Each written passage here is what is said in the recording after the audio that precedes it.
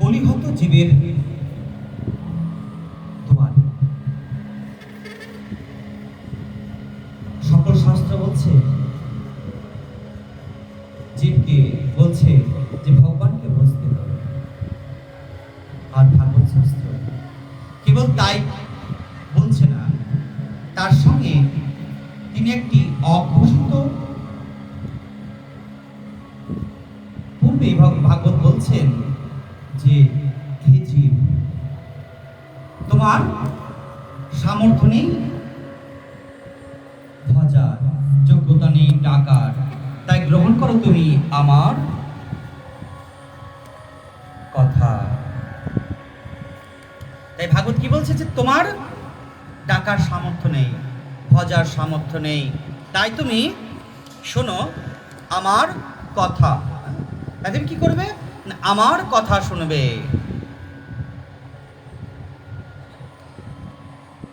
বলছি তোমাদের, মানে ব্যাখ্যাকর্তা ভাগবতকার বলছেন যে তোমাদের কতটুকু আরতি ভগবানের জন্য, তোমাদের অপেক্ষায় অধিক আরতি নিয়ে ভগবান তোমাদের কাছে এসেছেন।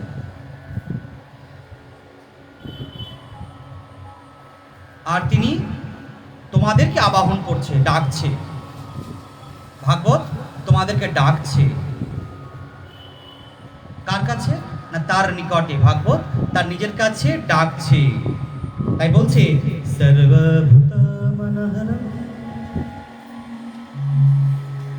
তিনি, মানে ভাগবত এই নিনাদ ছড়িয়ে দিয়েছেন। বলছে তুমি পারো না তাকে ডাকতে, তাই তিনি ডাকছেন কি বলে? তাই তিনি তোমাকে, মানুষ ভগবানের কাছে যেতে পারে না, তাই ভগবান নেমে এসেছে এই ধুলার ধরণীতে। তাই জীবকে ডাকছেন তিনি তার মুরলির দ্বারায়, অর্থাৎ তার বাঁশির দ্বারায় জীবকে ডাকছেন। বাঁশির মোহন সুরেতে। ভগবান জীবকে ডাকছেন তার বাঁশির মোহন সুরেতে। বলছে এটা বিশ্বের বাজারে ভাগবত শাস্ত্রের একটা অভিনব অবদান, যে ভগবান মুরলীধর, যিনি তার করে করে মুরলীকে ধারণ করে আমাদেরকে ডাকছেন।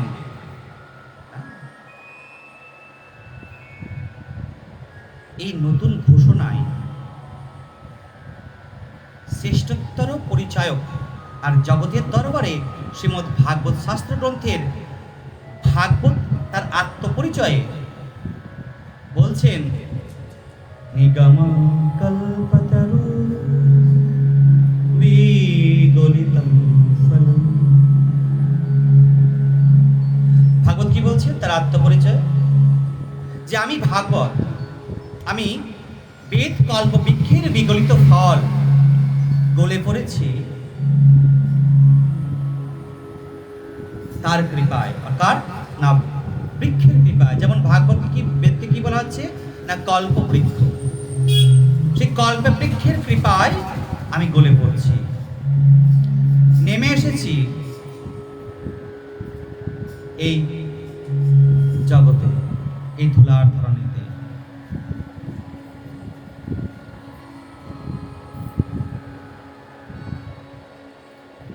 হচ্ছে আমার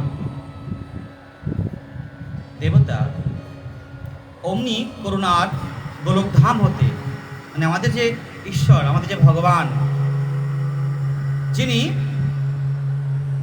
তার করুণায় সেই গোলকধাম থেকে তিনি বৃন্দাবনের গোকুল ভূমিতে কালিন্দের কুলিনে আবির্ভূত হয়েছেন। তাই ভগবানের কৃপায়, কৃপার সংবাদ, ভগবানের যে কৃপা, তার কৃপার যে সংবাদ,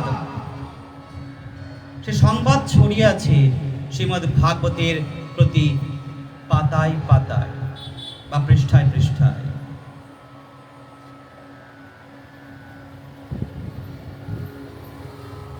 এই ভাগবত ঘোষণা করেছে জগতের সকল শাস্ত্র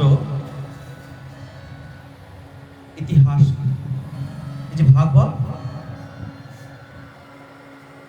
কি ঘোষণা করছে না, জগতের সকল শাস্ত্র ইতিহাসকে বলছে এমন দয়াল ঠাকুর কে আছে, বলছে এমন দয়াল ঠাকুর কে আছে,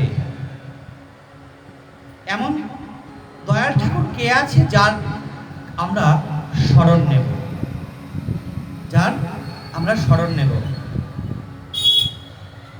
বলছে পুতনা হেন পাপীকে যিনি ধাত্রীগতি প্রদান করে বৈকুণ্ঠে পাঠিয়ে দিতে পারেন, এরকম দয়াল ঠাকুর আর কে আছে, তাই না? দেখুন পুতনা যিনি ভগবানকে বিষমাখা স্তন পান করিয়ে মারতে এসেছিলেন, আর সেই পুতনাকেও ভগবান মায়ের দুটি প্রদান করে তাকে বৈকুণ্ঠে স্থান দেন। এরকম দয়াল ঠাকুরকে ছেড়ে আমরা কার আশ্রয় নেব, কার শরণে যাব?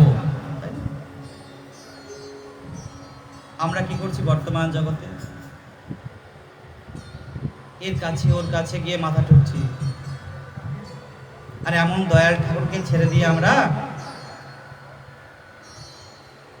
যেমন আজকে সকালেই একজনা ফোন করেছে, যে বলছি যে গুরুদেব একাদশী আছে, এদিকে মঙ্গলচণ্ডী আছে, আজকে ফোন করেছে সকালবেলায়, কি করব? মঙ্গলচণ্ডী করবো, তো বলছে তুমি ওর জন্য কীভাবে করো, খেয়ে করো না না খেয়ে করো? কি খাও? বলছে লুচি খায় কিন্তু লবণ ছাড়া। বলছে একাদশী করো? বললাম দেখো এসব ব্রত করে কিচ্ছু হবে না, একটি ব্রত করো, একাদশীর ব্রত করো, আর কিচ্ছু করতে হবে না। যা করেছো বলছে বাবা করে আসছি তো বহুদিন থেকে, ঠিক আছে করতে, আর করতে হবে না। কিন্তু আমরা কি করছি বলেন তো? যার শরণ নিলে আমাদের গতি হবে,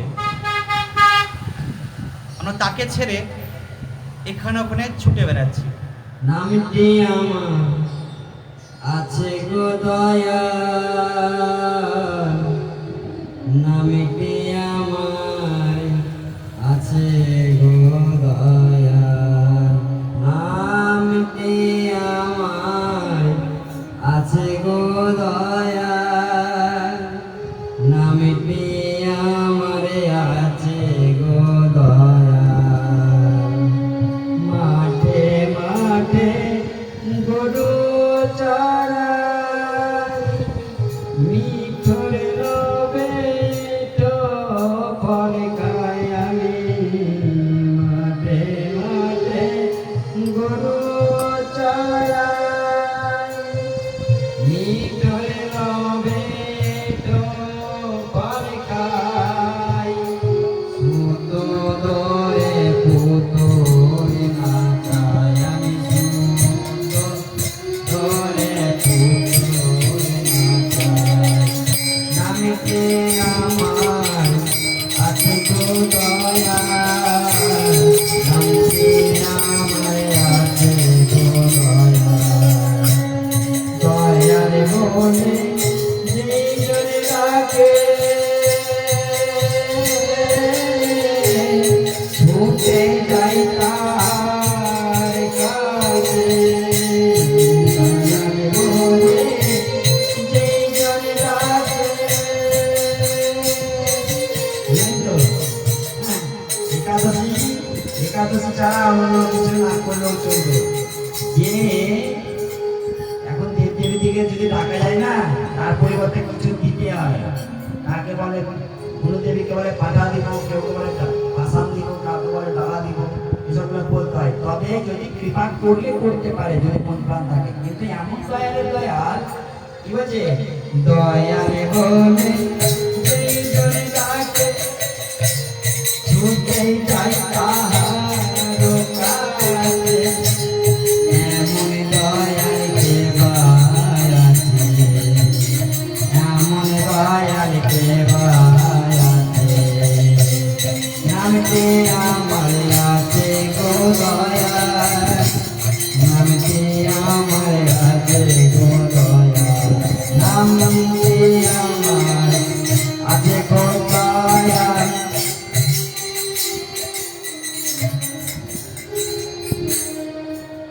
তাই বলছি এরকম দয়ার ঠাকুর ছেড়ে আমরা কার শরণ নেব?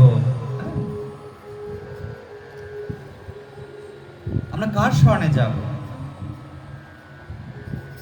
তাই পুতনার গতিদাতা যিনি করুণার ঠাকুর, যিনি পুতনার গতিদাতা, যিনি করুণার ঠাকুর, তাকে ছেড়ে আর কার আশ্রয় নেব আমরা?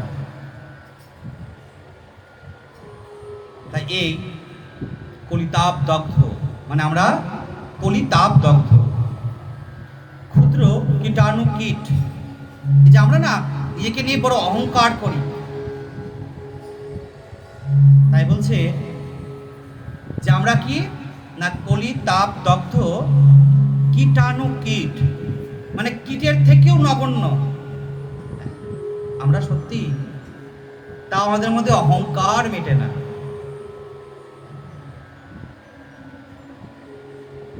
ইহাই শ্রীমদ্ ভাগবতের মর্মস্পর্শী আশ্বাস বাণী। তাই মানুষ রয় ভগবানকে, ইহা অপেক্ষায় বড় মানে কথা ভাগবতে নেই। তাই ভগবান চান মানুষকে, আর মানে মানুষ চায় ভগবানকে। তাই ভগবান ব্যাকুল, যেমন মানুষ ব্যাকুল, মানে ভক্ত যেমন ব্যাকুল ভগবানের জন্য, ঠিক সেরকম ভগবানও ব্যাকুল ভক্তের জন্য।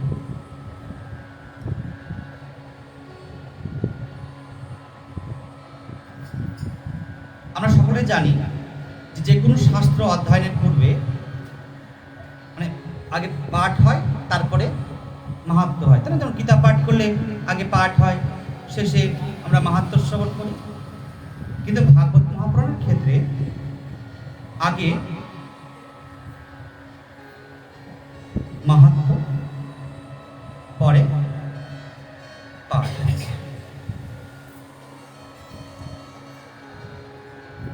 তাই বলছেন যে একদিন নৈমিষারণ্যে সনকাদি ঋষিমুনিগণ সুতমুনিকে জিজ্ঞাসা করলেন যে, হে সুতম ঋষি বা হে গুরুদেব, অজ্ঞান অন্ধকার দূর করার জন্য আপনি আমাদের,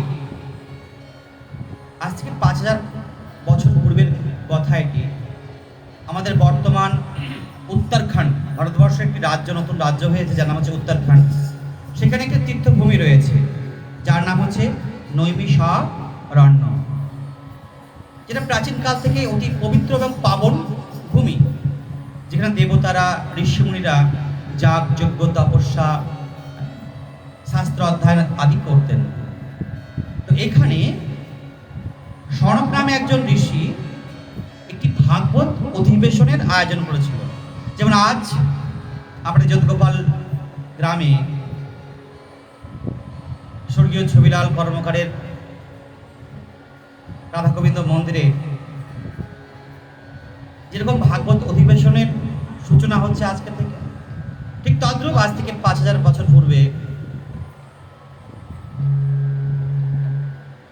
সনক ঋষি এরকম একটি, এটা তো 7 দিনের হবে, আর উনি করেছিলেন 1000 বছর ব্যাপী একটি অনুষ্ঠান, যেখানে প্রায় 60,000 ঋষিমুনি উপস্থিত হন। যেরকম আমি ব্যাস আসনে বসে আপনাদেরকে বলছি, তদ্রূপ ব্যাস আসনে বসে সুত ঋষি বসে আছেন, সনকাদি ঋষিমুনিগণ তার যেরকম আপনার সম্মুখে বসে আছেন, এরকম বসে উনি করজোড়ে জিজ্ঞাসা করছেন সুতমুনিকে। কি জিজ্ঞাসা করছেন? যে অজ্ঞানতার অন্ধকার, আমাদের মনের যে অজ্ঞানতা, এই অজ্ঞানতার অন্ধকার দূর করবার জন্য আপনি আমাদের কর্ণের তৃপ্তি বিধানের জন্য অমৃত স্বরূপ সার কথা কীর্তন করুন, এমন কিছু বলুন, এমন সার কথা বলুন যে যেরকম অমৃত পান করলে জীবন লাভ, অর্থাৎ যার মৃত্যু হবে না, তদ্রূপ এমন কিছু কথা বলুন যা অমৃত থেকেও আরো ফলপ্রদ হতে পারে, যা শ্রবণ মাত্রেই এই কর্ণ, এই দেহ, মন তৃপ্ত হবে। এরকম কোনো কথা আমাদেরকে বলুন।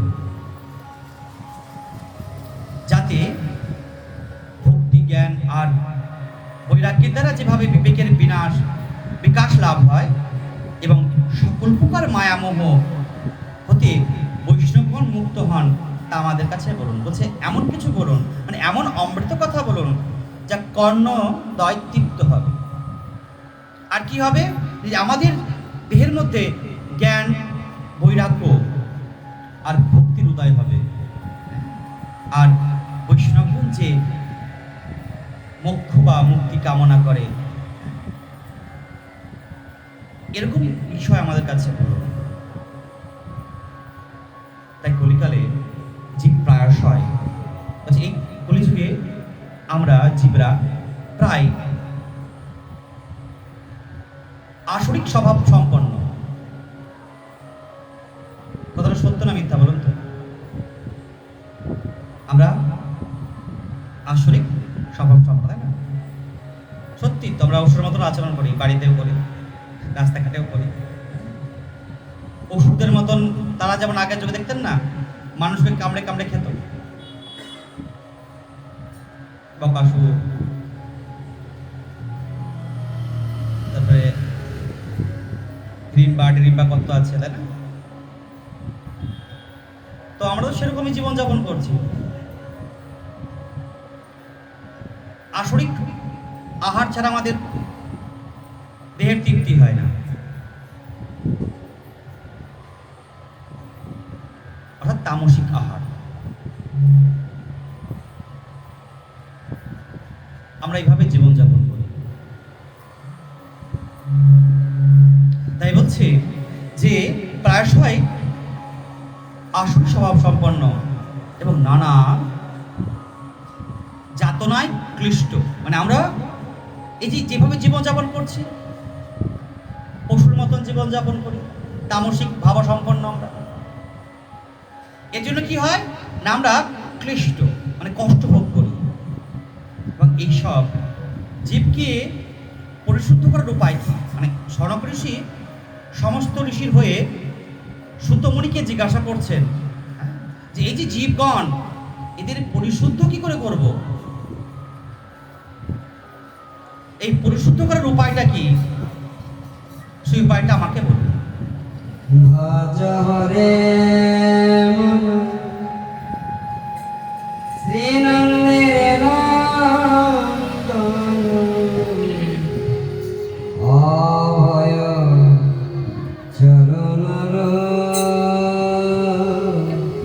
বিন্দরে ভজ রে মন শ্রীনন্দের নন্দন অভয় চরণর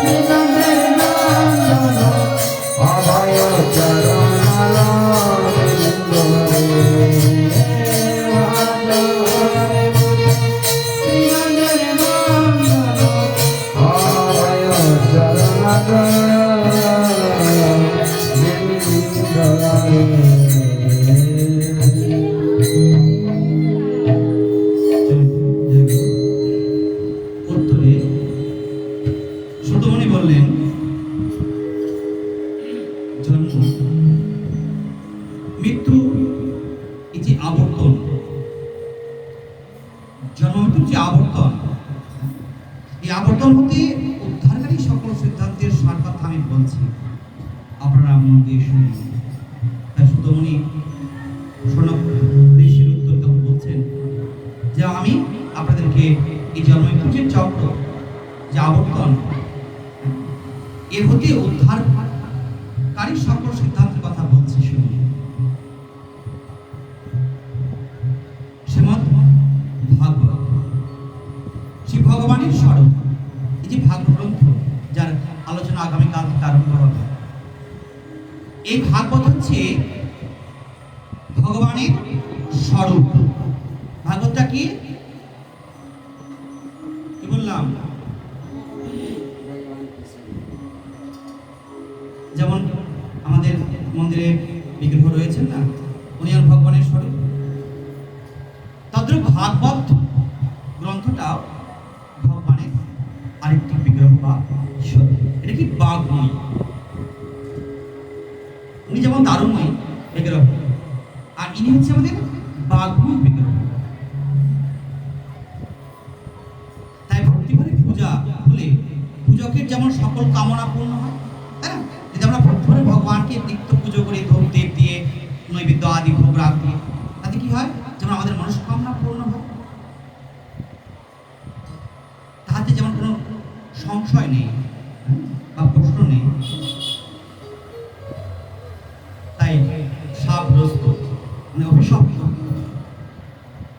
মহারাজ পরীক্ষিতের সভায় এই ভাগবত কথা শোনার জন্য, মানে শোনাবার জন্য সুখদেব গোস্বামী যখন সমাসীন ছিলেন, তখন স্বর্গের দেবতারা, মানে যখন সুখদেব গোস্বামী পরীক্ষিতকে ভাগবত শোনাবেন, ঠিক সেই সময় স্বর্গের দেবতারা অমৃতের কুম্ভ নিয়ে এসেছেন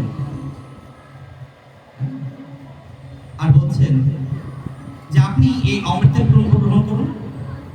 সুখদেব গোস্বামীকে বলছেন যে হে গুরুদেব, আপনি আমাদের এই অমৃত যে কুম্ভ তা গ্রহণ করুন, আর বিনিময়ে আপনার এই ভাগবত কথামৃত আমাদেরকে দিন, আমাদেরকে প্রদান করুন। তাই মহারাজ পরীক্ষিত অমৃত পান করলে মৃত্যুকে জয় করে ফেলবে, আর আমরা এই ভাগবত কথারূপ অমৃত পান করব। দেবতারা বলছেন যে হে গুরুদেব, আপনি অমৃতের কুম্ভ নেন, পরীক্ষিতকে পান করান,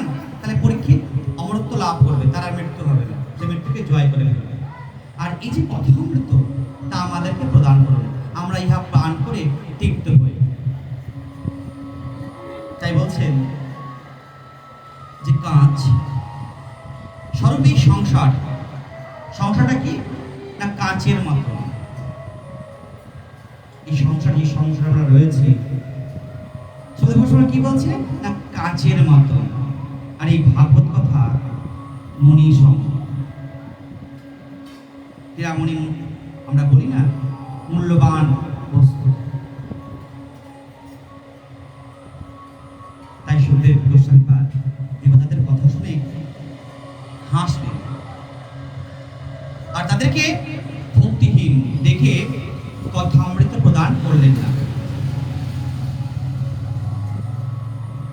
তিনি কি বললেন, তোমরা এই কথা অমৃত পানির অযোগ্য, তোমাদেরকে আমি কথা অমৃত প্রদান করতে পারবো না, দেব না তোমাদেরকে, তোমরা ফিরে যাও।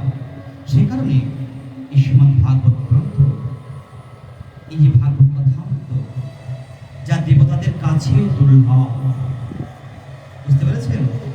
যে ভাগবত কথা অমৃত আগামীকাল থেকে যে শুরু হবে, আজকে তার শুভ দিবস। এই কথা অমৃত দেবতাদের কাছেও দুর্লভ, আর এখানে কথা রস কথা অমৃত আপনারা পেয়েও হেলা ভরে তা মাটিতে ফেলে দিচ্ছে।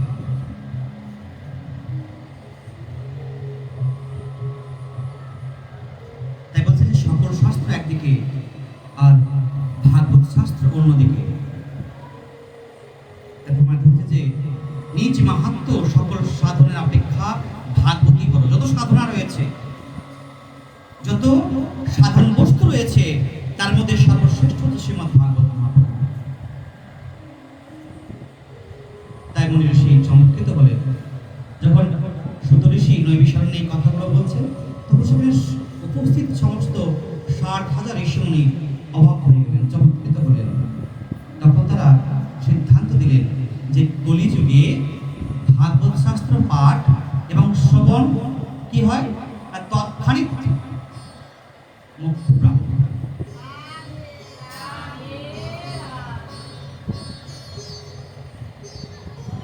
আর সাপ্তাহিক বিধি অনুসারে শ্রবণে শ্রীমদ্ ভাগবত নিশ্চিত ভক্তি প্রদান। যদি বিধিপূর্বক আমরা সাপ্তাহিক ভাগবত শুনি, তাহলে কি হবে না ভক্তি প্রদান।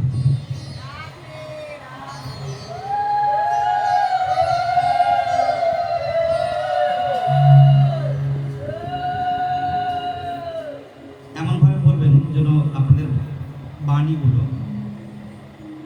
ভগবানের কাছে যায়। এমনভাবে বলছেন যে আমরাই শুনতে পাচ্ছি না।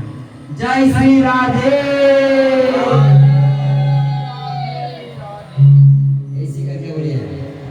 যেমন ধরেন একটা কথা বলি, আমরা ভজন গাই, সুফি টাইপের ভজন, হ্যাঁ, বারিশনার লোকের অভাবের জন্য হয়তো গাইনি কোনোদিন। আমি শুধু লাইন বলবো, দিয়ে মানেটা বলবো। তো কি বলছে পদকর্তা, বলছে কিসি সে উনকি মঞ্জিল কা পতা পায়া नहीं जाता, फरिश्तों से जाया नहीं जाता। বলছে ভগবান মানে ঈশ্বর, গোবিন্দ যেখানে থাকেন, যতগুলি আমাদের স্তর রয়েছে, সর্ব ঊর্ধ্বে তিনি। আলোর বর্তমান সবচেয়ে গতিবেগ কার বেশি না আলোর গতিবেগ? 3 × 10⁻⁻², মানে গুণ বলে মাইলে অনেক বড় বেরোয়। এই গতিতে যদি তুমি যাও, তাও সেখানে পৌঁছাতে পারবে না। আমাদের কথা ছাড়া, আমরা তো মানুষ, দেবতারাও স্বয়ং ব্রহ্মাও সেখানে পৌঁছাতে পারে না। কি বলছি? আমরা তো ছাড়ো আমাদের কথা, দেবতারাও পৌঁছাতে পারে না, স্বয়ং ব্রহ্মা তিনি অসমর্থ সেখানে পৌঁছাতে। কিন্তু ভগবানের একটা করুণ ডাকে সেই লীলাধারী এক নিমিষে এসে পৌঁছে যায়।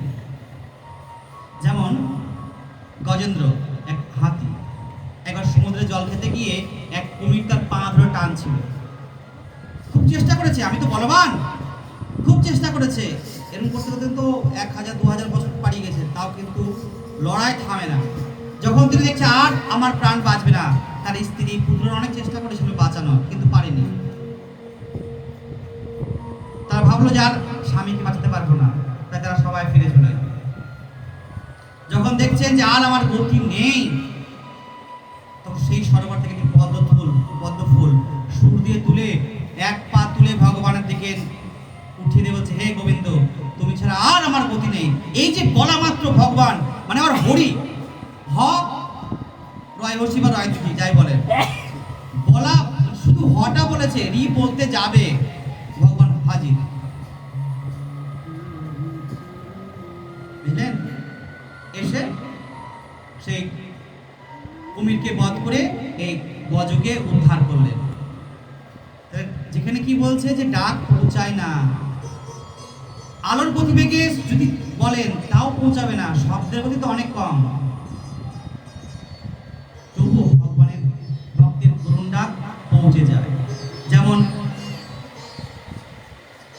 কৃষ্ণা অর্থাৎ দ্রৌপদী, তার আত্মহংকার ছিল যে আমার স্বামীর আমাকে উদ্ধার করবে, বাঁচাবে, আমার মান বাঁচাবে, সব মাথা নাতা করে বসে আছে। তিনি নিজে ভাবছেন যে আমি তো ক্ষত্রিয়ের মেয়ে, আমার তো বাহুবল আছে, কিন্তু দুঃশাসনের কাছে পেরে উঠলেন না। লাস্টে তিনি ভগবানের শরণাপন্ন হলেন। তো ভগবান কি করলেন? নিমেষের মধ্যে তার মান রক্ষা করে দিলেন। ভগবান স্বয়ং বস্ত্র হয়ে তার মান রক্ষা করলেন। তো দ্রৌপদী বলছে, প্রভু এত দেরি করলে আসতে, তুই আমাকে ডেকেছিস বলতো? তুই তো আগে ভাবলি তোর স্বামীরা তোকে রক্ষা করবে, তারপর তুই নিজে ভাবলি যে আমি তো ক্ষত্রিয়ের মেয়ে, আমারও বাহুবল আছে, আমি যজ্ঞেশ্বরী, যজ্ঞ থেকে উৎপন্ন হয়েছে, আমি নিশ্চয়ই পেরে যাব। যদি প্রথমে আমাকে ডাকতি, তার সঙ্গে সঙ্গে আমি তোর প্রকাট হয়ে যেতাম। তাই কথাটা বলছি যে ওরকম ইনি শুনে তাহলে কি হবে, যাবে আওয়াজটা। আমরা কলিজীব তো ওইরকম ভাবে ডাকতে পারবো না, তাই গলা ফেলে ডাকতে হবে, যেন ভগবানের কানে পৌঁছায় কথাটা। রাধে রাধে।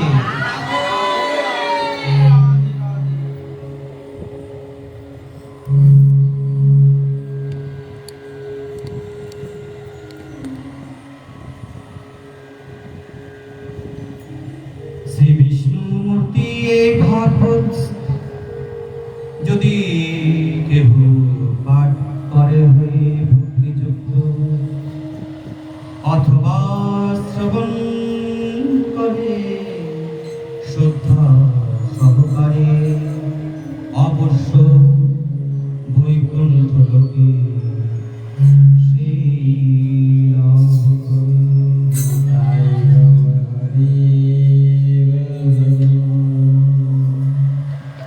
এবার আমাদের আসছে ভাগবতের মাহাত্ম্য।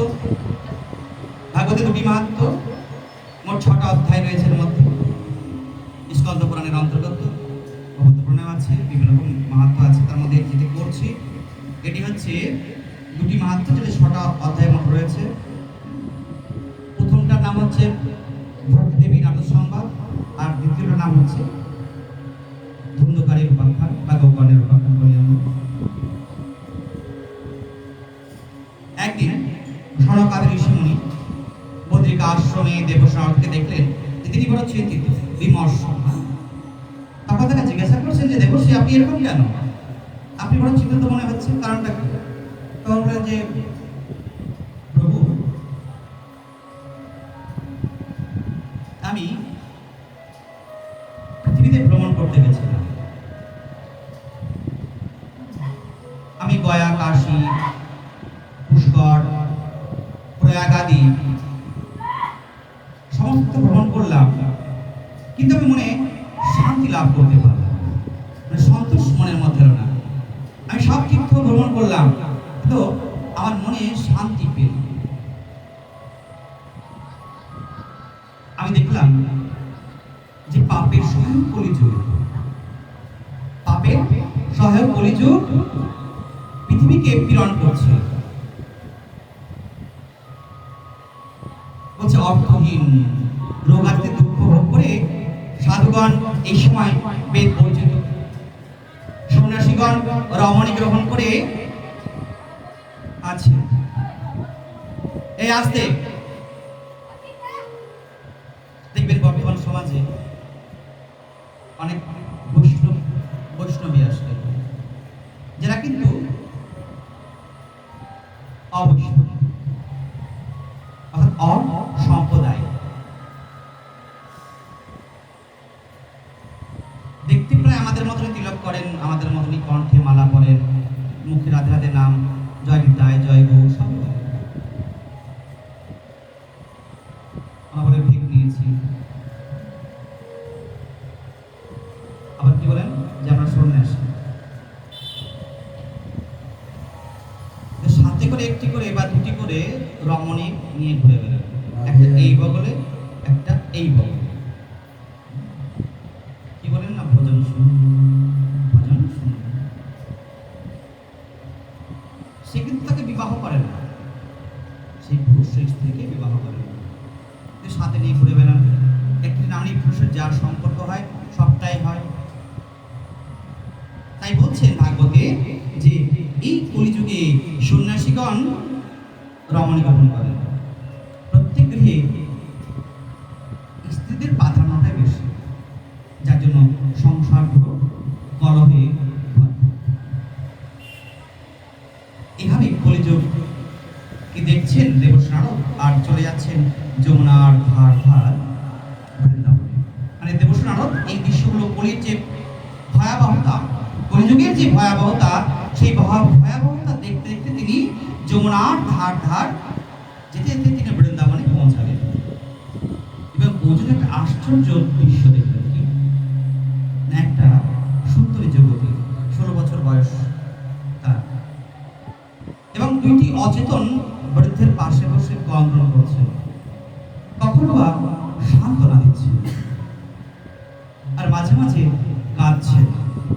তাই আমি মানে দেবশ্রী নারদ বলছেন যে আমি তার কাছে গিয়ে জিজ্ঞাসা করলাম ব্যাকুল হৃদয়ে। তখন সেই রমণী আমাকে করজোড়ে প্রণাম করলেন, আমাকে বললেন যে হে সাধু, আপনি আমার সন্তাপ দূর করুন। তখন সেই দেবী আমার কাছে এসে আমাকে বলছেন যে হে সাধু, আপনি সন্তাপ দূর করুন। আমি তার নিকট যেতে, তখন আমি তার নিকটে সেই দুই বৃদ্ধের পরিচয় জানতে চাইলাম যে এরা কে। তখন সেই নারী উত্তর বললেন যে আমি ভক্তিদেব, আর এরা আমার দুই পুত্র জ্ঞান আর বিজ্ঞান।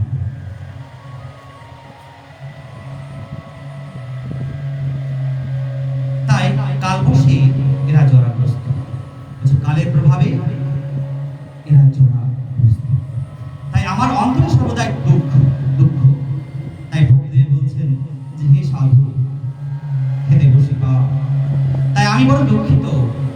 আমি মা, আমার বয়স 16 বছর, আর এই কলির প্রভাবে আমার পুত্রদয় বৃদ্ধ। আমি মাতা হয়ে যুবতী, আর পুত্রদয় বৃদ্ধ জরাগ্রস্ত। তাই হে ঋষি, এর কারণ কি? কেমন করে আমার দুঃখ নিবৃত্তি হবে, দুঃখের নিবৃত্তি হবে, দুঃখ নাশ হবে? তাই উত্তর দেবশ্রী নারদ বললেন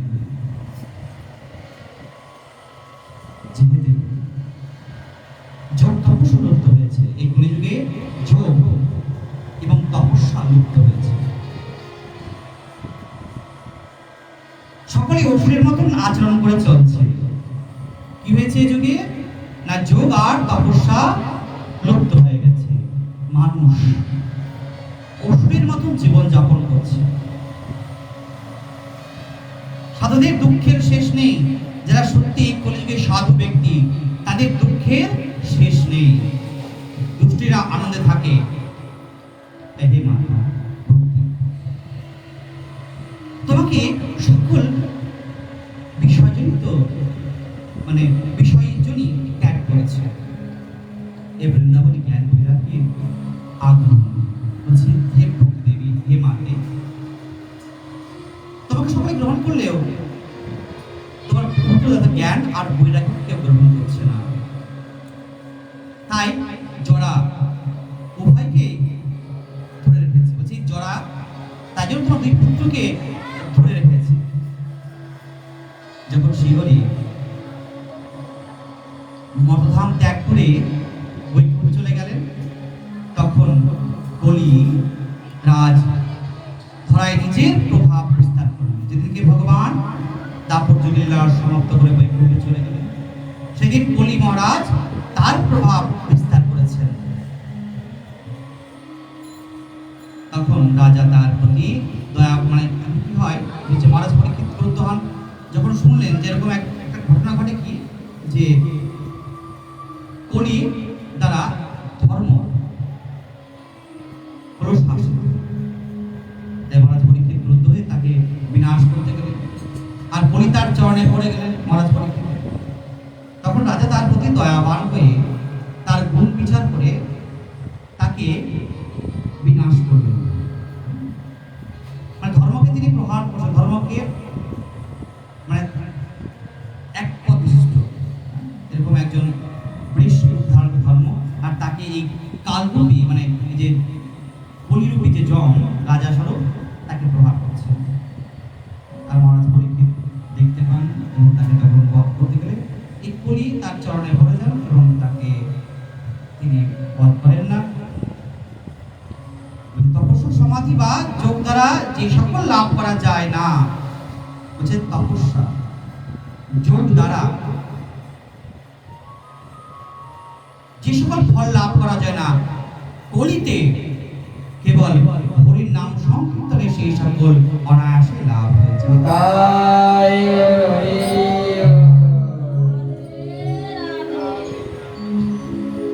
তাই শ্রীমদ্ ভাগবতের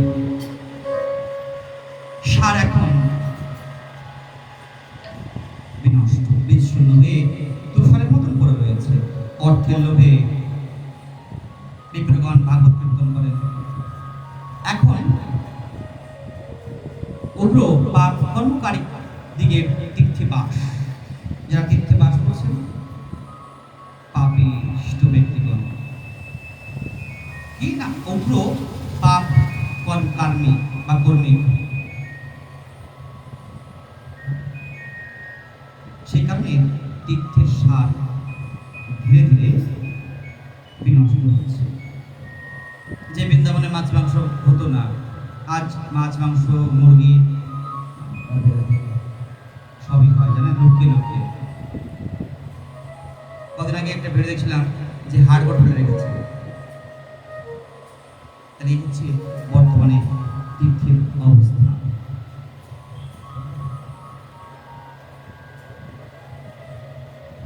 তাই বলছে আপন চিত্তকে সংযত না করে দম্ভ লোভাধি বশীভূত হয়ে পাষাণ্ডিকের আশ্রয় গ্রহণ করেছে।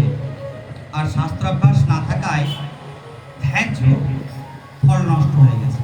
যদি সত্যি আমরা কেউ শাস্ত্র অভ্যাস করি না, আর না থাকার জন্য ধ্যান যোগ অবলম্বন আমরা করি না, যা নষ্ট হয়ে গেছে। আমরা সদাই কামাতুর হয়ে রমণীর চিন্তা করি।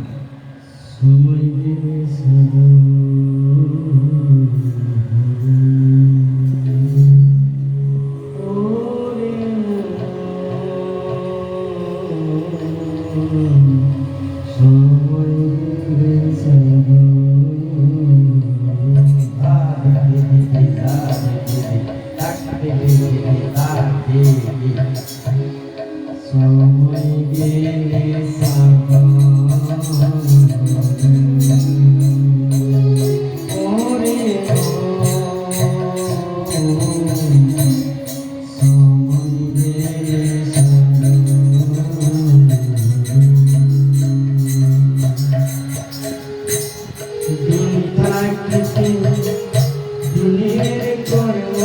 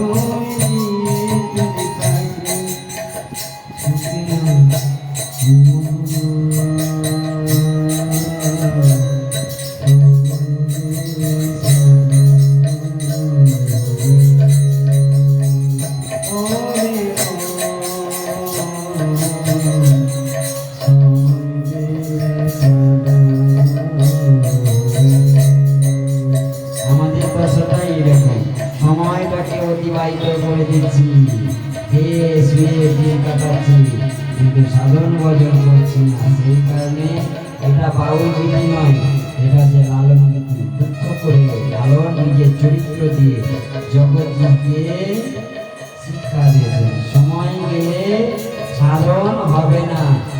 মনকে বলছে, মন দিন থাকতে কেন সেই দিনের কর্মটা করি না? দিন থাকতে দিনের কর্ম কেন করি না? সময় গেলে সাধন। এরপরটা পরে আবার তাই গো হরে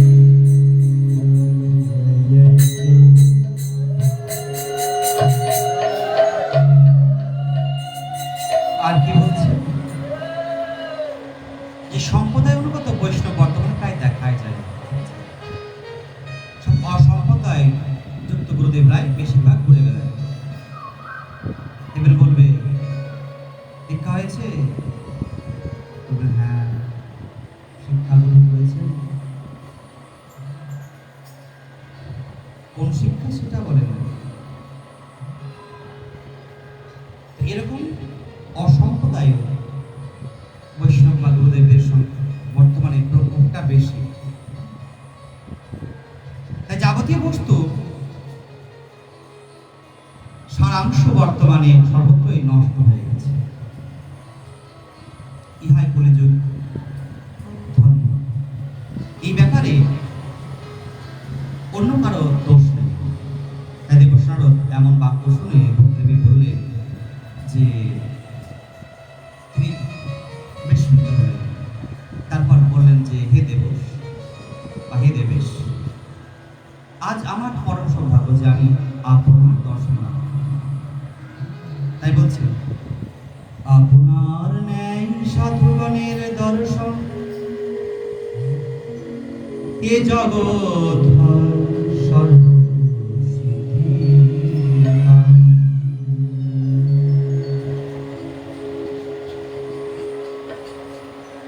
দানবকুলে জন্ম লাভ করে প্রহ্লাদ সংসারের মায়াকে জয় করেছেন আপনার কৃপায়।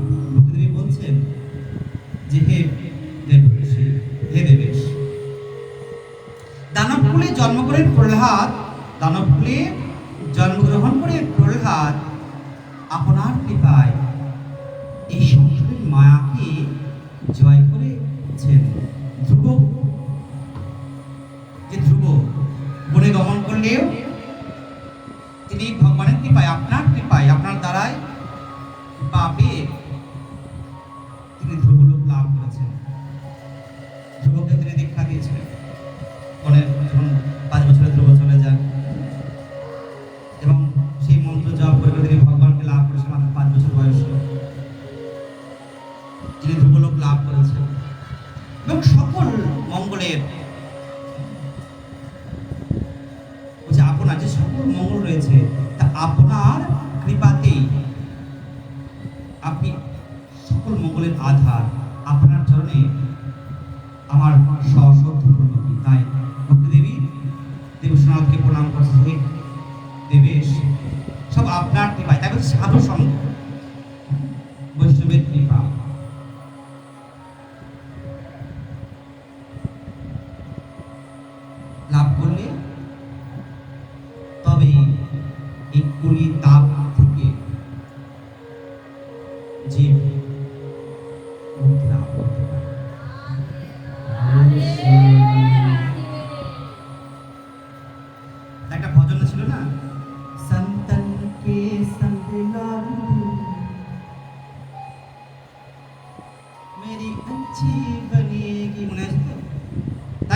ভক্তদের সাধু গুরু বৈষ্ণবের সঙ্গ করতে হয়। তাহলে কি হয় না, এই যে তাপ, যে কলির তাপ, তার থেকে রেহাই পাওয়া যায়। তাই দেবসন্ত বলেন যে হে ভক্তি জননী, তুমি দুঃখ করো না, শ্রীকৃষ্ণের পাদপদ্ম সদাই চিন্তা করো। তাই নারদ বলছেন যে হে ভক্তি দেবী, তুমি চিন্তা করো না, তুমি সর্বদাই ভগবানের চরণ চিন্তা করো, দুঃখ নাশ অবশ্যই হবে। তাই বলছি দেখো, যখন দুঃশাসন দ্রৌপদীর বস্ত্রে ছিলেন, তখন দ্রৌপদী শিহরীর স্মরণে সকল বিপদ থেকে মুক্তি লাভ করেছিলেন। তাই অসংখ্য বস্ত্র দ্বারা দ্রৌপদীর মান রক্ষা করেছিলেন শ্রী মাধব।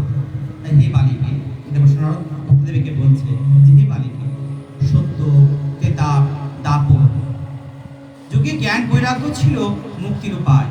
বলছে সত্য যুগে, ত্রেতা যুগে, দাপর যুগে জ্ঞান আর বৈরাগ্য ছিল মুক্তির উপায়। পূর্বে বলছেন দেবসেনার ভক্তদেবীকে যে পূর্বে কোন এক সময় তোমার এক বিনীত প্রশ্নে ভগবান বলেছিলেন, কি বলেছিলেন, যে হে দেবী, তুমি আমার ভক্তগণকে পোষণ করো। বলছে কোনো এক যুগে কোনো সময় ভগবান তোমাকে বলেছিল, তুমি ভুলে গেছো কোথায়, যে তুমি আমার ভক্তগণকে পোষণ করো। তখন তুমি প্রভুর কথায় স্বীকৃত হয়ে ছিলে। একদিন তুষ্ট হয়ে তোমাকে মুক্তিকে তোমার চরণে সেবায় নিযুক্ত করেছিলেন, মুক্তিকে ভক্তি দেবীর চরণ সেবায় নিযুক্ত করেছিলেন। তাই জ্ঞান বৈরাগ্য তোমার পুত্ররূপে অর্পণ করেছিল। তখন হতে তুমি জ্ঞান ও বৈরাগ্যকে মুক্তিকে সঙ্গে নিয়ে এই ধরাধামে বাস করছো। কিন্তু পূর্ববর্তী যুগে আনন্দেই বিরাজ করছিলেন, কিন্তু এই কলিযুগে তোমার দাসী যে মুক্তি পিতা, তাই বিনাশের হয়ে মুক্তি এখন তোমার অনুমতি নিয়ে বৈকুণ্ঠে চলে গেছে। তবে তোমার স্মরণ মাত্রে মুক্তি এখানে চলে আসবে। জ্ঞান বৈরাগ্যকে তুমি পুত্ররূপে নিজের পাশে রেখেছো। তাই কলিযুগে আর প্রয়োজন নেই, তাই সবাই অপেক্ষা করছে।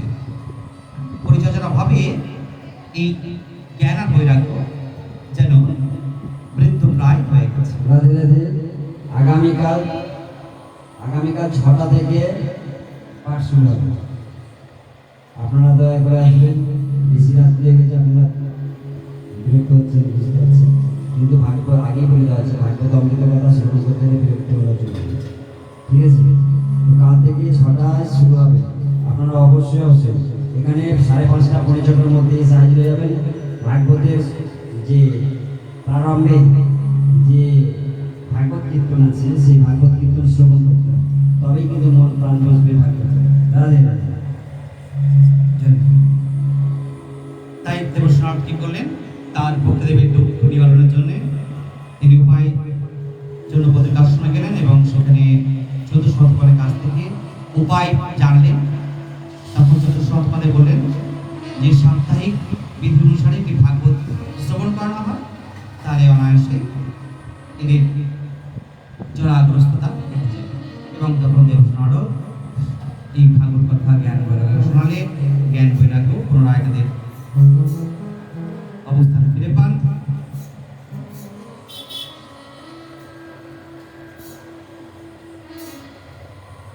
এবং বলছে হে দেবসেনারও, যারা এই ভাগবত কথামৃত শ্রবণ মাত্রে সকল পাপ ধ্বংস হয়, এমন এক পুরাতন ইতিহাস আপনার নিকট বলছে। তারপর আসছে গোপগড়ের উপাখ্যান। বলছে আত্মদেব নামে একজন ব্রাহ্মণ ভারতবর্ষের দক্ষিণে তুঙ্গভদ্রের তীরে বসবাস করতেন। এনার ধনের বা ঐশ্বর্যের কোনো অভাব ছিল না, কেবলমাত্র একটি তার জীবনের অভাব, তিনি ছিলেন অপুত্র। তাই পুত্র কামনায় এই আত্মদেব একদিন গৃহ ত্যাগ করে এক বনের মধ্যে যান এবং বৃক্ষতলে বসে ভাবছেন, যদি আজকে একটি সন্তানের ব্যবস্থা না করতে পারি, তাহলে এই দেহ আমি পরিত্যাগ করব। এবং ঠিক সেই সময় একজন মুনির আগমন এবং তার আত্মদেবের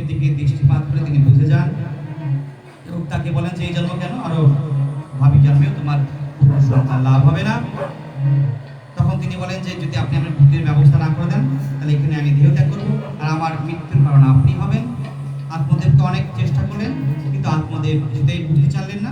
তখন তাকে একটি আম্রফল প্রদান করলেন, বললেন যে তোমার স্ত্রীকে খাইয়ে দাও এবং শর্ত আছে যে তোমার স্ত্রী জন্য 1 বছর সদাচারে জীবনযাপন করে, মিথ্যা বলবে না, কারোর সঙ্গে কোনো খারাপ ব্যবহার করবে না। এইভাবে যদি 1 বছর যাপন কাটাতে পারে তাহলে তোমার একটি জ্ঞানবান পুত্র সন্তান লাভ হবে। এবং আত্মদেব আনন্দ সহকারে সে বাড়ি ফিরে আসে, স্ত্রীকে সব কথা বলেন এবং সেই ফলটা দেন।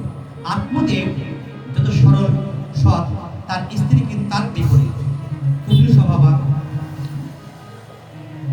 তাই তিনি ফলটা না খেয়ে রেখে দেন।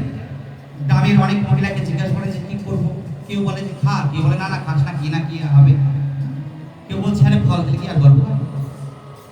আরে ধুন্দুকারী ছিলেন, মানে ধুন্দুলি, তিনি ছিলেন কোমলাঙ্গী, মানে কষ্ট আদি সহ্য করতে পারতেন না। তিনি শুনেছেন যে সন্তান ঘরে ধারণ করা কষ্টকর, আর প্রসব যন্ত্রণা আরো কষ্টকর, তাই তিনি মা হতে চান না। পাশে গ্রামে তার এক বোন ছিল, তাকে ডেকে পাঠালো, তাকে বললো যে হ্যাঁ বোন কি করবো। তো বললো দেখ দিদি, আমি তো গর্ভবতী, আমার সন্তান হবে, একটা যুক্তি করি, আমরা তো খুব গরিব, কোনোভাবে সংসার চলে, আর আমার আরো পুত্র আছে, তো একটা কাজ কর, তুই আমার পুত্র নিয়ে তোকে দিয়ে দেবো। আর আমি বলবো যে আমার সন্তান হতে গিয়ে আমার সন্তান মারা গেছে, আর তুই এই সন্তানকে নিজের সন্তান বলে বাড়ি নিয়ে যাবি এবং জামাইবাবুকে বলবি যে দেখো গো, আমার তো স্তনে দুধ হচ্ছে না, আমার বোনের সন্তান হতে গিয়ে তার সন্তান মারা গেছে, তো বোনকে ডেকে আনো, আমার সন্তানকে মানুষ করে দেবে, আর তারপরে তুমি কিছু অর্থ তাকে দিয়ে দিবে। এইভাবে যুক্তি করে এবং ঠিক সময় মতন তার পুত্র হয় এবং সেই পুত্র ধুন্দুলি বাড়িতে নিয়ে আসে। আত্মদেব বড় আনন্দিত হয় এবং অনেক দান ধ্যান পুণ্যকর্ম করেন। তারপরে আত্মদেব কি করেন যে নামকরণ করতে গেলে তখন ধুন্দুলি বলে যে আমি করবো কষ্ট, আর তুমি তোমার ছেলের নাম রাখবে, এরকম কি হবে, আমার ছেলে আমি তার নাম রাখবো। তখন ঠিক আছে তাই করো। তখন আত্মদেব এই ধুন্দুলি কি করেন, তার ছেলের নাম রাখেন ধুন্দুকারী। ওই যে আম ফলটি ছিল সেটি কি করেছিলেন, আত্মদের বাড়িতে একটি গাভী ছিল যে ছিলেন বাছা, সেই আমটা তাকে খাই দিলে সেই গাভীর ঠিক সময় মতন একটি পুত্র সন্তান জন্ম দেয়, শুধু কান্ত তার গাভীর মতন। তাই আত্মদেব বড় আনন্দিত, দুটি পুত্র লাভ করেছে। তো সেই পুত্রের নাম রাখলেন গোকর্ণ। তারপর তিনি তাদের যত সংস্কার করে ঠিক সময় মতন 5 বছর বয়সে তাদের বিদ্যা আরম্ভ করেন এবং অনেক শাস্ত্র আদি শেখান। গোকর্ণ কিন্তু বড় বিদ্বান হয়ে যান, কিন্তু ধুন্দুকারী পুরো তার উল্টো। তিনি চুরি করে, জোচ্চুরি করে, ছোট ছোট বাচ্চাদেরকে ধরে পুকুরে ফেলে দেয়। যত রকমের অপকর্ম আছে ধুন্দুকারী করতে লাগে। বড় হলেন, কালক্রমে তারা বড় হয়ে গেলেন। গোকর্ণ সমস্ত লেখাপড়া শেষ করে আরো বিদ্যা অধ্যয়নের জন্য বিভিন্ন আশ্রমে চলে গেলেন, তীর্থ ভ্রমণ করতে লাগলেন। আর ধুন্দুকারী কিন্তু যত রকমের খারাপ কর্ম করেছে, মদ মাংস খাওয়া, বেশ্যালয়ে যাওয়া ইত্যাদি কর্ম করতে লাগলেন। অর্থের জন্য পিতাকে প্রহার করতে লাগলেন।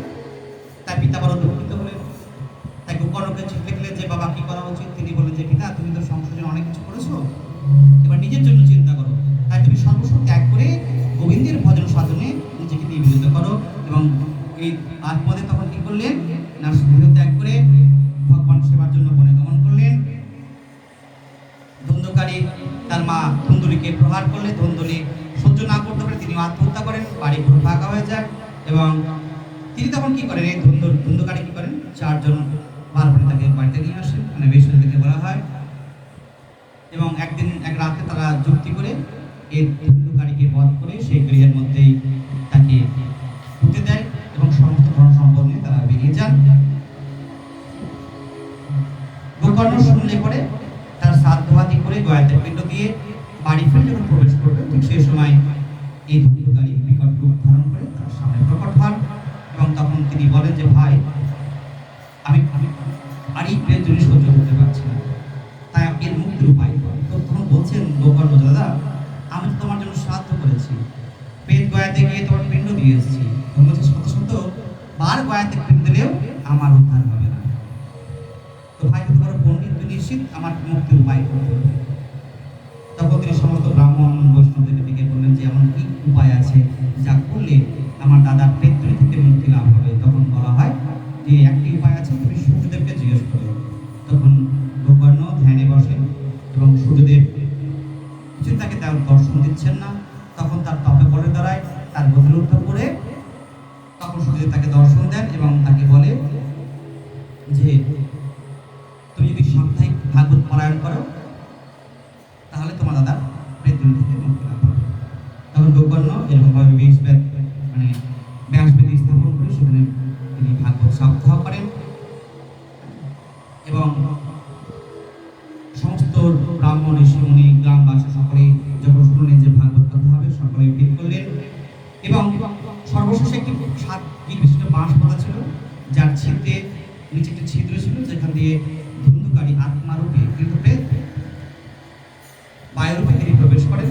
প্রথম দিনের ভাগবত শেষ হলে একটি গিট ফেটে যায়, এরকম 7 দিনের 7টি গিট ফেটে যায় এবং ধুন্ধুকারী দিব্য দেহ ধারণ করে সকলের সামনে প্রকট হন এবং বৈকুণ্ঠ থেকে বিষ্ণুদূত এবং রথ আসেন এবং ধুন্ধুকারীকে নিয়ে বৈকুণ্ঠে চলে যান। তখন গোকর্ণ জিজ্ঞেস করেন যে আমরা সকলে তো ভাগবত শ্রবণ করলাম, তাহলে কেবলমাত্র কেন ধুন্ধুকারীর জন্য রথ এলো? তখন বলছেন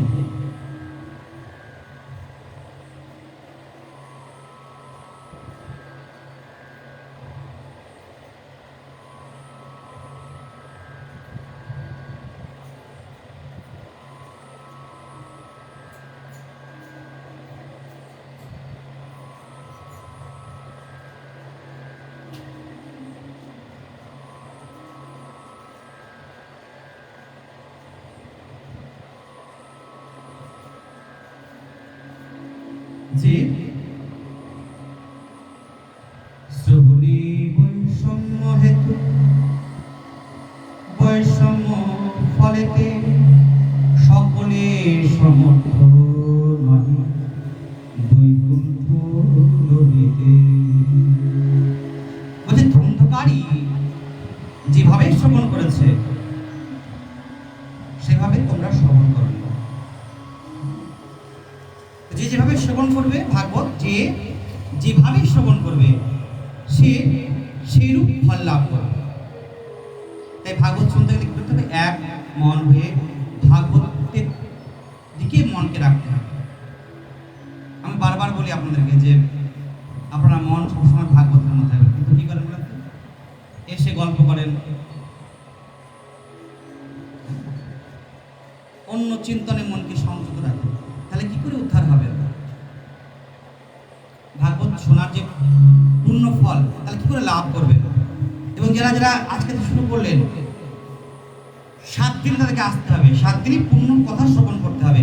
আর আসলে এই যে অনেকে চলে গেল, তাই না? অনেকে তো চলে গেছে, জানি রাত হয়েছে, সেটা আপনাদের দোষ, আমার দোষ না, লেট করে শুরু করেছে। তো বসলে উঠে যেতে পাবেন না, তাহলে কি হবে? শোনাতে বৈষম্য হলো, তাহলে ফলেতেও বৈষম্য হবে, সম্পূর্ণ ফল লাভ করতে হবে। বলবেন যে গুরুদেব তো বলেছিল আমরা তো ভাগবত শুনলাম, কই কি হলো আমাদের? কেন হবে? কি করে? শোনার মতন শুনতে হবে।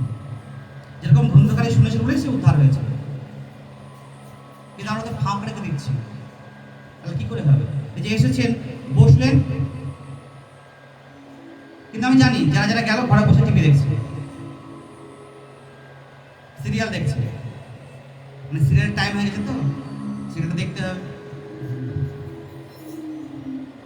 সত্যি বাস্তব এটাই, আমরা দেখি অনেককে, এতে কোনো ফল লাভ হবে না। তাই তিনি বললেন, তখন সে বিষ্ণুগণ বললেন যে আপনি আবার ভাগবত করুন। তখন স্বয়ং ভগবান সব পার্শ্বদ এসে সর্বদা করবেন। তারপরে পুনরায় আবার গোকর্ণ ভাগবত আরম্ভ করলেন এবং ভাগবত শেষ হলে চারিদিকে জয় জয় শব্দ,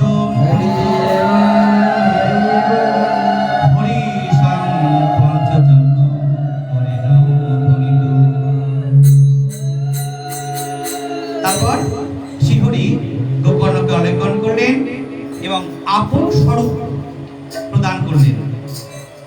আর সব শ্রোতাগণ দিব্য দেহ ধারণ করে সকলে বিমানে চড়ে বৈকুণ্ঠে গমন করলেন। যে ধামে চন্দ্র সূর্য কিংবা যোগীগণ যেতে পারে না, যেখানে এই ভাগবত শ্রোতাগণ মানে যারা শ্রবণ করেছেন, যে ধামে গেলেন যেখানে চন্দ্র সূর্য দেবতারা একটু আগে বলেছিলাম যারা যেতে পারে না, যোগীগণও পারে না, কিন্তু ভাগবত শ্রবণকারী সেই স্থানে যেতে পারেন। কেবল ভাগবত শ্রবণ দ্বারাই শ্রোতাবিন্দু সেখানে গমন করতে পারেন। কঠোর তপস্যা কিংবা যোগের দ্বারাও তা সম্ভব নয়। লাস্ট কথা, পরম পবিত্র শ্রীমদ্ ভাগবতামৃত বারেক শ্রবণে সর্ব পাপ ভস্মীভূত। এই যে ভাগবত কথা, আমরা যে কোনো শুভ কর্মে আরম্ভ করি, বিবাহ, শ্রাদ্ধ, জন্মদিন, যে কোনো সংস্কার হোক বা শুভ অনুষ্ঠান হোক, যদি আমরা ভাগবত কথা আলোচনা করে আরম্ভ করি, তার থেকে আর ভালো কিছু হতে পারে না। যেমন বিয়ে হচ্ছে, পাঠা কাটছেন আর মাংস আর মাছ, কে যদি ভাগবত পাঠ করিয়ে একদম সুন্দরভাবে প্রসাদ করে সেবা করান, তাহলে এর থেকে পূর্ণ আর কিছু হবে না। আমার বিশ্বাস সেই দম্পতি সুখে জীবন যাপন করবে, কখনো এই জন্মদিনে কেক না কেটে আর মোমবাতি না নিভিয়ে যদি এক পালা ভাগবত করিয়ে ভগবানের প্রসাদ দিয়ে জন্মদিন পালন করান, এর থেকে আর বড় কিছু, তার জীবনের প্রদীপ জ্বলে থাকবে, নিভে যাবে না। যেন অকালে মৃত্যু হয় না। আমরা কি করছি বলতো, বর্তমানে প্রভাবে পড়ে গেছি। এটা আমাদের দেশের কালচার বা নয়। আমরা কি করছি না, একটা কেক নিয়ে এসে একটা মোমবাতি জ্বালিয়ে দিচ্ছি, ফু মেরে লিখে দিচ্ছি। আমাদের সনাতনের নিয়ম হচ্ছে প্রদীপ জ্বালানো, দীপ জ্বালানো, দীপ নেভানো নয়। আমরা কি করছি বলছো, আরো ওই বাচ্চার মায়েদেরকে বলছি, তোমরা তো শখ করে বাজার থেকে কেক কিনে নিয়ে এসে আর মোমবাতি বলে বেটা কুমার, হ্যাঁ, আর ড্রিম করে একটা কি ফাটিয়ে দাও, ব্যাস খুব আনন্দ হয়ে গেল। কিন্তু ওটা যে কত ক্ষতি করলে তোমার সন্তানের, সেটা তুমি ভাবলে না, তার অমঙ্গল ডেকে আনলে। আর কিছু হয়ে গেলে তখন ভগবান আমার ছেলের এই হয়ে গেল, হ্যাঁ, তোমার পুজো করি, তোমার সেবা করি, আর আমার ছেলের ট্যাং হয়ে গেল। তো ট্যাংটা ভাঙা তুমি, ওই যে ফু মেরে নিবি দিলে না, তোমার ছেলের বা সন্তানের জীবনে একটা বিপদ ডেকে আনবে। আমাদের কি করবে বলে দিই, ভাগবত পাঠ করা, তারপর ভগবানের নিমিত্তে ভোগ রান্না করে ভগবান নিবেদন করো, পায়েস, লুচি, অন্ন আদি যা কিছু আছে। হ্যাঁ, তোমার বাচ্চার যত বছর হচ্ছে, 5, 10, 15, 20, 25, সেই সংখ্যক ঘিয়ের বাতি জ্বালিয়ে রাখো ভগবানের কাছে। যেমন মন্দির আছে, এখানেই তোমার সন্তানের মঙ্গল কামনায় যত বছর বয়স হবে তত সংখ্যক ঘিয়ের বাতি জ্বালিয়ে দিয়ে ভগবানকে বলো, প্রভু আমার ছেলের জীবনের জন্য এরকম বাতি জ্বলতে থাকে। তাহলে আজকে এখানে বিশ্রাম দিচ্ছি। ওম সর্বে ভবন্তু সুখিনাম, সর্বে সন্তু নিরাময়া, সর্বে ভদ্রাণু পশ্যন্তু, মা কশ্চিৎ দুঃখং ভবেৎ। ওম শান্তি শান্তি শান্তি। আচ্ছা, আরতি করতে হবে, আরতি করার চলে সুগতা।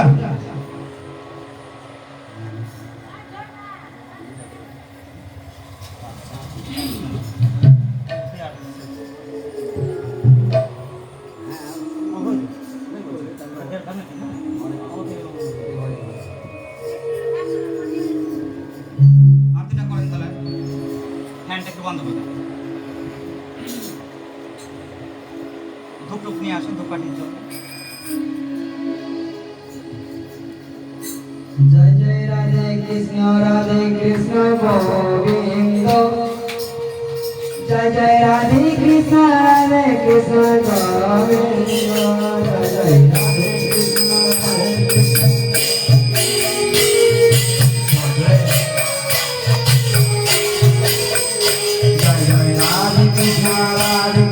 গোবিন্দ জয় জয় রাধে কৃষ্ণ রাধে কৃষ্ণ গোবিন্দ রাধে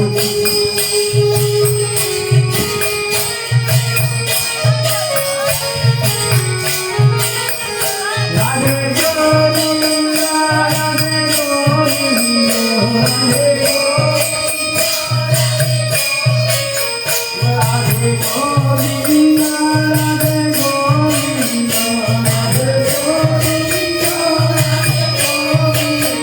জয় রাধে কৃষ্ণ রাধে কৃষ্ণ গোবিন্দ জয় রাধে কৃষ্ণ রাধে জয় জয় শ্যাম সুন্দর মদন মোহন বৃন্দাবন শ্যাম সুন্দর মদন মোহন বৃন্দাবন জয় জয় শ্যাম সুন্দর মদন মোহন বৃন্দাবন শ্যাম সুন্দর জয় জয় রাধা রাধা রাধে রাধে কৃষ্ণ জয়